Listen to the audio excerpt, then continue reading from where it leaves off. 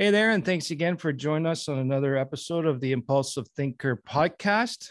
This episode is brought to you by the Center of ADHD Awareness Canada, CADAC, Canada's only ADHD charity.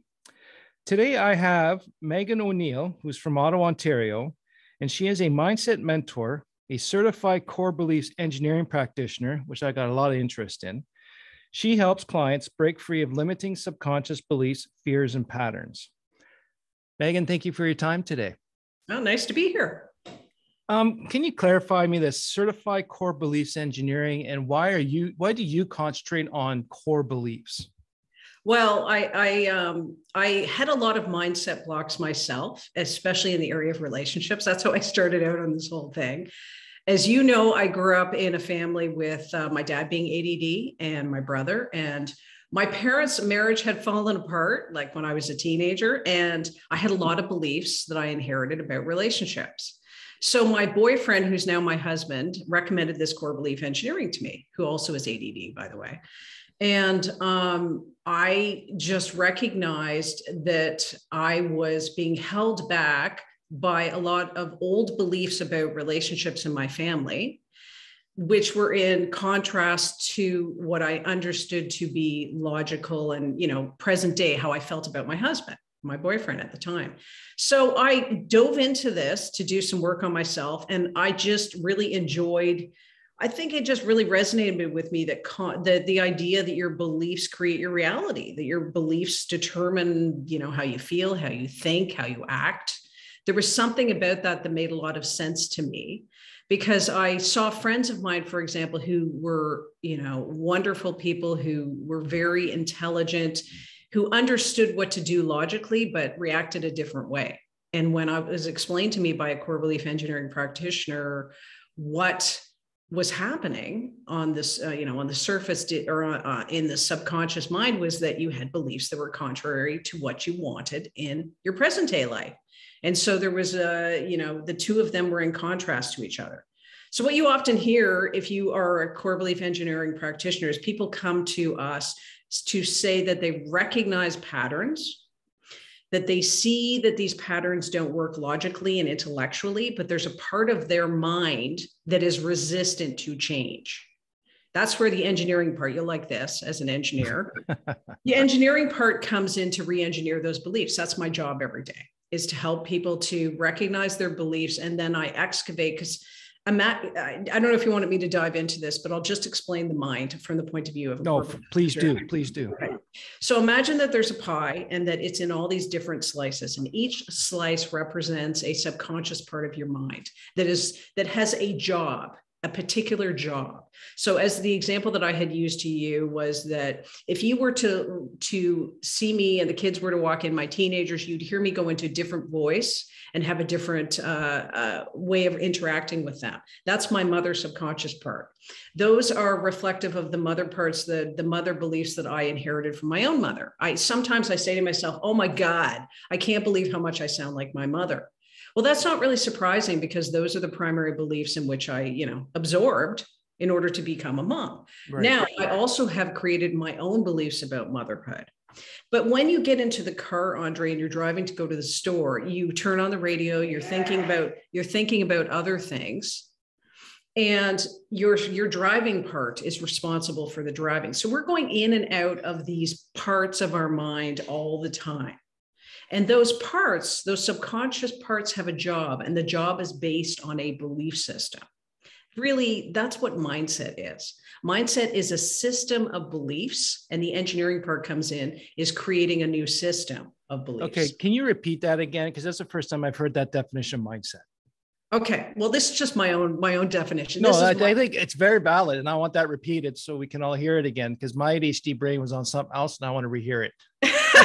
Okay, so the way that people use the word mindset, and that to me is a kind of like a trendy marketing word, but what I look at mindset as is a system of beliefs. So if you say I have a money mindset, that is your system of beliefs that you have collected about money. Does that make sense? Oh, yeah.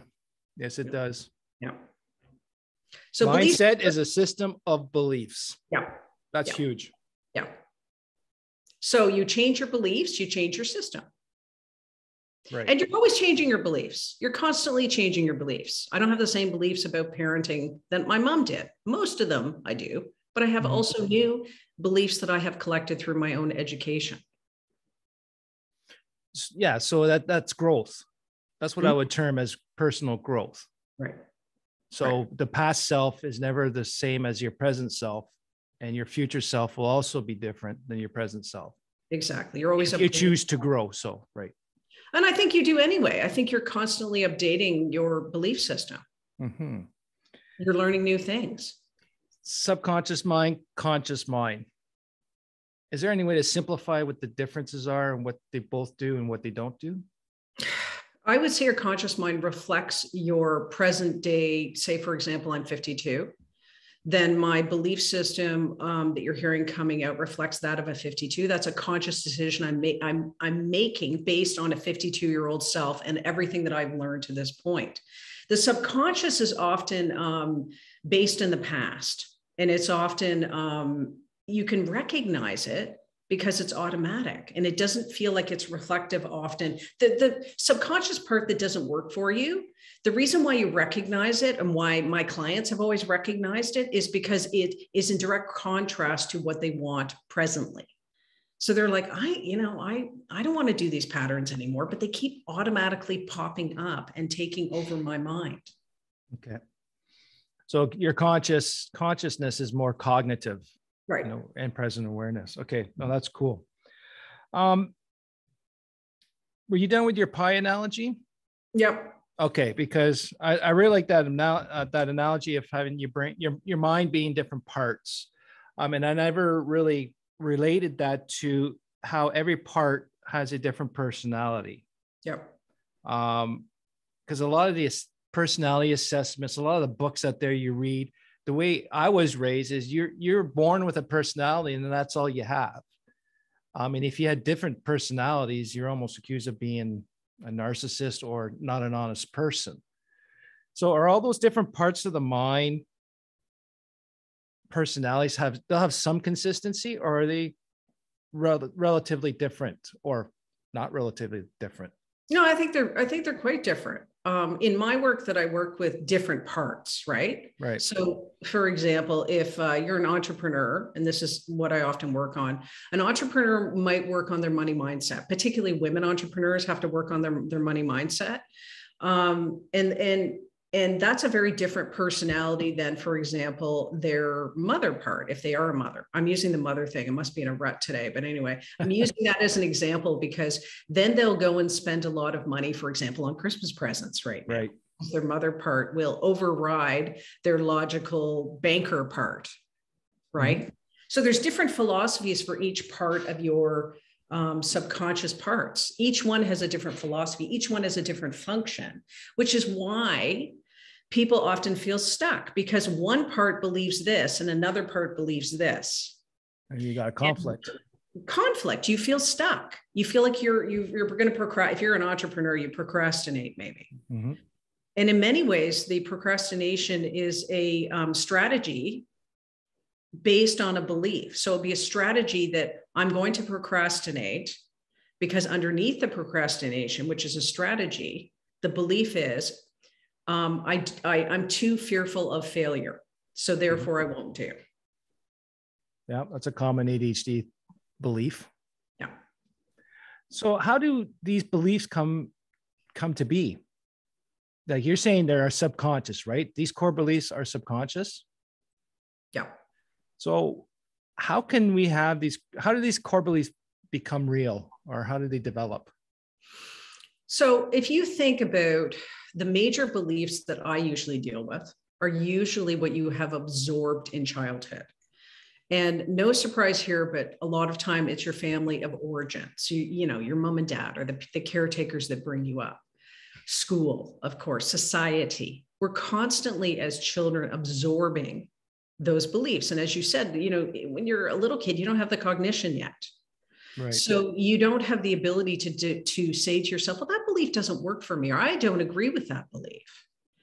You absorb and think that that is your belief. Your authority figures are giving you those beliefs as kids. So the major beliefs that I'm dealing with, which are beliefs about yourself, are being absorbed from around you. And I honestly believe that even if a kid is, when you think about a kid and they're looking up at their parents and the parents is shaming them about something, I don't know, think about something you did as a kid, or even in school, the teacher, you're not so smart, or they say something. Everyone's had a bad teacher. Everyone's had good teachers. So I don't want to slag the teacher, but, and they absorb that and they think that's true.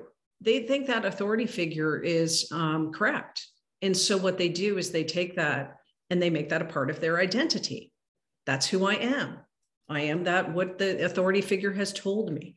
If you think about, I don't know if you have any siblings, but if you have siblings, parents, I did this morning, so I'm feeling a little guilty about it, but with my daughter and my son, I was like, well, your sister works really hard. That's why she doesn't have to walk the dog as much. And comparison. Yeah, exactly. And so, unfortunately, Tommy will be coming to talk to someone in the future, some therapist in the future about me. And he'll say, I feel like I'm lazy because my mom said that to me. And so even if parents don't mean to, so all the parents listening to this, do not feel guilty because this is not my intent. Yeah. But if you say something, it's also the way in which we interpret it. Each personality interprets it differently, right? Yeah, that's what I was going to say. It's not what you said, but that's how it was interpreted. Right. Yeah. Okay. So now I got this core belief. Yeah. How do I know or recognize that this core belief is not positive, or how do I know that's there, that's affecting my day-to-day? Well, as you know, what I normally feel is you can feel that it doesn't feel right. It doesn't feel like you. Or it's causing, for me, I often ask my clients to make note of patterns. So just like I'll say to them, put on your scientist hat, put on your observer hat, and observe what you automatically do that doesn't feel like it's a conscious decision. Maybe there are feelings that are coming up that do not feel natural anymore. They don't feel like they are you. And, because we're talking about entrepreneurs, or at least I am all the time talking to entrepreneurs have to get out of their comfort zone all the time. So they're challenged. Yeah. And right. And so they are very cognizant of beliefs that don't work for them because they literally get in the way of them taking action, or they hit plateaus. Right. So is it fair to say that core beliefs, the negative ones, could interfere with goals and growth? Oh my gosh. Yeah. Oh yeah. That's constantly what I'm working on. I work with a lot of women and they have goals for sure. They have big goals. Like say, for example, they have a monetary goal, which usually you do. And there are parts of their mind that keep dogging them, as I would say, that keep reminding them, that self-sabotage them. And so if you hear that coming up in your mind, or you feel that way on a constant basis, and you're trying to cope with that. And my work is is about not coping, about solving it at its root. And if you think about the self-sabotaging thoughts that come into your head, or the feelings that wake you up at 2 a.m. that tell you that you can't do it, well, that's going to take a lot of mental energy to manage that. And so, yeah. And, and it's for an entrepreneur. And by the way, the first people I ever worked with in my 20 years ago, coming out the gate, were men. And I didn't have women in the old days. I only had men, and they were entrepreneurial men. And the reason why they decided, they looked me up, and I was in a magazine at that point. That's how long ago it was. I was advertising a magazine. And I'd say to them, what was it about the advertisement that spoke to you? And they would say, well, it was the beliefs. I understand that my beliefs are getting in the way of my progression. It might be networking. It could be beliefs about networking. And it's like, I don't feel like I connect. I'm thinking of my husband too. He had a lot of childhood bullying. And so for him, he would walk into a room, and when he saw a bunch of men, not women, he would have distrust. Yeah. And he said to me, when you walk into a room, Megan, you don't have any distrust. You just feel you seem to trust everybody. I'm like, yeah, of course. He's like, even though I logically like these people and I understand it as an adult, I don't trust them. And that's what he needed to work on. That's a core belief. Yep. That's very, wow. That hit me hard. Yeah. That one hit me hard. Interesting. Yeah. So identify this core belief that's negative. Yep. Identify it. What now? What do we do? Well, that's a big step to identify it. It's huge. It's huge. You know, what I would say, and I have, this was the beginning for me in terms of my core beliefs and changing them, the negative ones, that is that I started to look, and I think this is a really good exercise, to look to people who you think have a good mindset. You know, for me, for example, working on money mindset, because I grew up going to the Sunday meals with my Nana and grandfather who talked about the depression and how money was always scarcity. And that was just like part of my growing up years. And so I had to look for other people who had good money mindsets and study them and study what their beliefs are. So I think that one of the best things that people can do is really look to examples to read, to start to imagine, because the great thing about people who are ADD is they often have great ability to imagine. And a mindset is all about imagining. You have to imagine what could be and what the alternative could be. But I do think that if you really have a big block, you need to get help. That's just, I mean, I'm going to say that anyway. Because honestly, everyone has to. You can't solve everything by yourself. And the reason why is because your beliefs often, or the identity that you like, this is who I am. This is my story. My story is this. And they'll give you the story about why they are the way they are. And in some ways, I call it the comfy sweater, that those beliefs that you've been carrying around for so long, it's like that old comfy sweater that you know, and you go, well, you know, that's who I am. That's who I am. And so that's really challenging to get to on your own. But the first step is always awareness. And I think just by even documenting it, I'm a big believer that if you write things down and you start to really look at them. Oh, it's clarity. Yeah. And you can start to shift your beliefs, some beliefs, by really sitting down and looking at them and asking yourselves, do those beliefs serve me nowadays? Like, are those working? If I'm building my business or I'm going to the next level, you know, in whatever area, are those beliefs serving me? Are they working for me? And what beliefs would I rather have running? And this is why studying people who have good money mindset for me was imperative. So are those beliefs serving me? That's powerful. That's huge. And like you say, like self-awareness is big. And to get to the core of the core beliefs that are affecting you, you've got to be truly honest and open to yourself. And I can see how the stories you've told yourself that created, you know, the story, like I can see how your story that you've done for yourself clouds your judgment.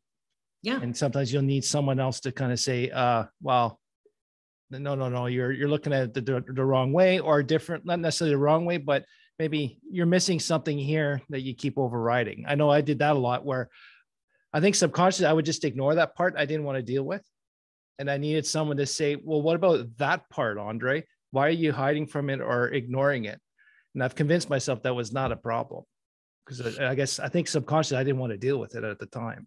Yeah. And who wants to, in some ways, deal with pain? I mean, if something was painful, but I want to just point out, even particularly with people who are ADD listening to this, a lot of the beliefs that we carry around that made us feel badly about ourselves that we're still carrying forward. One of the big light bulbs that I had, the epiphanies that I had, was that a lot of the beliefs that I thought were my identity, that made my identity up, were not even my own. They were like my parents or my grandparents, like just talking about the energy too that I absorbed from my grandparents about scarcity mindset, about the depression. I didn't go through the depression. I didn't have to scrimp for food. But I carried around the belief that that's what reality was. And so a lot of the beliefs that you're carrying around, like, for example, from your childhood, where they made you, where you're so lazy, you're not trying hard enough. Some of the classic things that are said to you, ADD, you're never going to make it. Or this is the type of education that's valid, right? They always make only this type of traditional education and not life and not really appreciating the type of mind that ADD people have. So I just want everybody to realize one thing walking away from this. A lot of the beliefs that you have that you think are just natural or not natural, you've absorbed them, which means that you can get rid of them. Yes. And I think since my diagnosis and working with therapists, group therapy, and dealing with other people, was I had to, all that, like you said, a lot of my core beliefs were absorbed by me from the exterior of listening to people who normalized me. And I became a character that I became really good at playing. So during that transition, I had to really figure out if those core beliefs, and I appreciate, and you gave me a term now before, the core belief, is that mine, or is that what was pushed on me in my old character? And I had to sort that out. And I definitely needed help for people to help me through that, because I couldn't figure it all out on my own. Right. So where can we find you? If anyone else wants to learn more about their core beliefs or how to do this engineering stuff, where can we find you, Megan? Well, I am at my name, meganoneil.ca, or you can Google core beliefs, Megan. I call myself the belief surgeon, because that's what I do. I literally am surgical about beliefs. Yes. Anywhere on social media. Okay. I'll also going to have that information for you in the show notes too, with the links. Wow. Like, this is tremendous. I had a high expectation of this episode, and you just blew it out of the water. Okay. Like, for me, your beliefs creates your reality is a big one. Self-sabotage is because of core beliefs. And I can really relate back to my early entrepreneurial time, or when my company got self-managing and kind of became boring for my ADHD brain, and I self-sabotaged it, but it had to do with the core beliefs I had at the time. And questioning if those core beliefs are serving you, I think that's tremendous. And I think you just helped me solve one thing, is I'm trying to develop a program for the high achieving ADHD entrepreneur. And I keep running into a core belief that I'm not good enough. But now, by asking me, is that serving me? It's definitely a no. So what are you going to do about it, Andre? Right? So fabulous. Well, again, thank you very much, Megan, for your time. And to the listeners out there, what are your core beliefs that is causing you to self-sabotage, that's causing you to procrastinate, and actually affecting your self-confidence? And I think if you can look at those core beliefs and determine if they're yours, or they're valid, or if they're serving you, let's challenge those core beliefs. And oh yeah, the one thing I wanted to point out too is Megan also mentioned about how to go find other people that has the mindset you're looking for. And I think that's a very important thing, even with ADHD, because if the ADHD brain is in the right environment, man, can we thrive. And by surrounding yourself with the right people, with the right mindset, I think, let's take that as our last takeaway. Let's surround ourselves with the people with the right mindset, for we can all grow together. Can I say one thing, Andre? You sure can, because you're golden. One book that I really liked about ADD that talks about entrepreneurs, and I don't know if you've already talked about this, is Malcolm Gladwell's David and Goliath, which talks about, oh, no, you got to read this. Okay. And anybody listening to this, read it. And I'll put it in the show notes. Yep. I always used to tell my clients about it. It talks about how the best entrepreneurs, Malcolm Gladwell, who is a famous Canadian, who has a great podcast, by the way. He talks about the benefits of having ADD and being an entrepreneur. So read it, because it's good. All right. Definitely. And that's going to be added to my list. So David and Goliath by Malcolm Gladwell. Cool. Thanks again, Megan, for your time. And please, just a reminder that this episode was brought to you by CADAC, the Center of ADHD Awareness Canada. And they've got a lot of programs out there for the ADHD family and individual. If you can make a donation, it'd be greatly appreciated at www.cadac.ca/donate. Be greatly appreciated. Megan, thank you very much. Thank you. We'd like to see you again soon. And to the listener, thank you very much, and have a good day.